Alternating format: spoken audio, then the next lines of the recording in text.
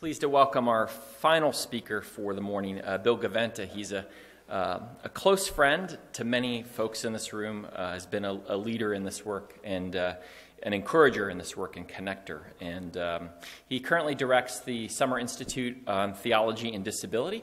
I have a chance to co-lead with him the Collaborative on Faith and Disability, and the list of recognitions for him is quite long. So I'm not going to read them all off, but just say he is... he's a compelling leader in this work, and we're thrilled to hear from him this morning. He comes to us now from Waco, Texas, where he lives with his wife, Beverly, who's a professor at Baylor University. Bill?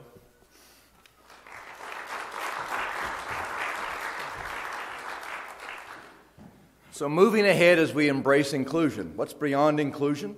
What's beyond inclusion is belonging, where people really feel like they belong. We're helping people move from being a part from a congregation to a part of. And to go from being a part from to a part of, you've got to take part and you've got to give parts. People have got to take part, seize the initiative. Other people have to give people parts, find people parts for them in that movement from a part from to a part of. But it's just one person we've got to worry about. We say there we only have one person with a disability. Or we catch the disease that says, I'm just one person and what can I do? We can't do very much. But it's that one person, the wonderful saying, a rabbinical saying out of the Middle Ages, that in front of every person there's a host of angels saying, make way for the image of God. Make way for the image of God. One person said, there's a host of angels saying, make way for the image of God. And if that's the case, then one person can have incredible ripples. And I think about inclusion as like taking a big stone and throwing it in the middle of a pond.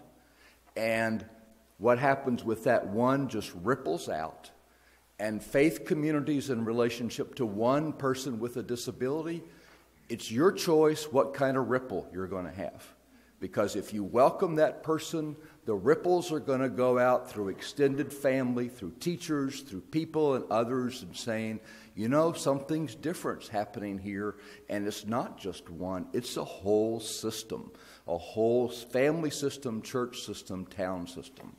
If you don't do that and close your doors to that one, you also close your doors to that whole family system and to that whole network. And the special ed teacher says, here's that the church is not really welcoming, and the word goes out from there. But we sometimes think we're just one and only have a little bit to offer. But the New Testament says, if you've got a mite, use it. It says, if you've got one talent, don't bury it. I always thought it was kind of unfair that the person who went and buried the one talent that had to give it up, because what Jesus said was, you didn't use it. You didn't use it. You didn't put it to work. You didn't put it to work. So let me tell you a little story about attitude, which is the first thing, an attitude and a little gift, and what happens. There's a whole group of people, but with a famous teacher by a sea somewhere, 5,000 needs, huge number of needs, and gets to be late, and it's time for a coffee break or supper time, and they say, where should we send all these people to go get something to eat? And what are they saying? Where's the referral agency that we can send people to so they can get their needs met? And the man says, no, you do it. And they say, well, wait a minute, we can't do it. If you give us some funds, we'll go buy. Oh, yeah, if you go down the road and make a grant to that foundation, and then we can start a program, and then we can feed these people. And he said, no, you do it. And they took that group of people and divided them up and got them in companies and maybe set them not liking like this, but in circles so they saw each other's face. And this little kid comes up with a loaf of bread and a few fishes. Attitude. This is what I got. Let's do something here. Let's make it happen. And the miracle, the miracle is, it's a miracle however it happened. You can talk about miracle of multiplying, or you can talk about this kid who so shamed everybody that they all pulled out their picnic lunch from underneath their robe and started sharing, and you had just what we call a good potluck lunch, supper of any faith community, and all of a sudden there was more and more and more left over.